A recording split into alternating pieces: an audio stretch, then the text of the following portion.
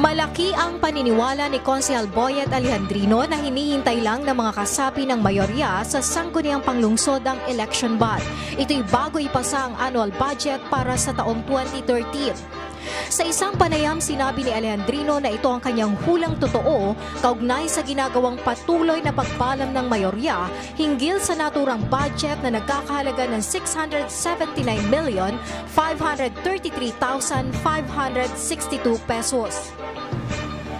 Sa ganitong estratehiya aniya, hindi magagalaw ni Mayor Roderick Dondon Alcala ang pondo para sa 20% development fund na dapat sana ay para sa implementasyon ng mga proyekto sa barangay.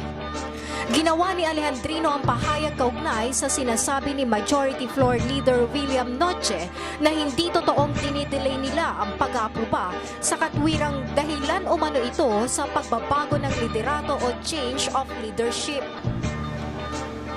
Sinabi naman ni Noche na nakatakda silang magsagawa ng marathon hearing para lang maipasa sa loob ng 90 days ang annual budget at sa ngayon, wala naman umano siyang nakikitang dahilan para ito ay mabimbing pa.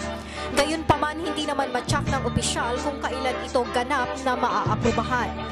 Sinabi pa ni Alejandrino na kung talagang totoo ang katwiran ng mayorya na hindi nila binibinbin ang pag-aproba ng budget, dapat sana aniya ay noon pa ito ginawa makaraang magpalabas ng memo ang opisina ni Mayor Roderick Dondon Alcala na wala nang babaguhin sa naunang budget alignment na inihanay ng nakaraang administrasyon. Bunsod nito, hindi na umano sila umaasa ni Konsehal Dan Sabaliero na maipapasa sa lalong madaling panahon ang annual budget for 2013 hanggang sa bago sumapit ang election bond sa bansa.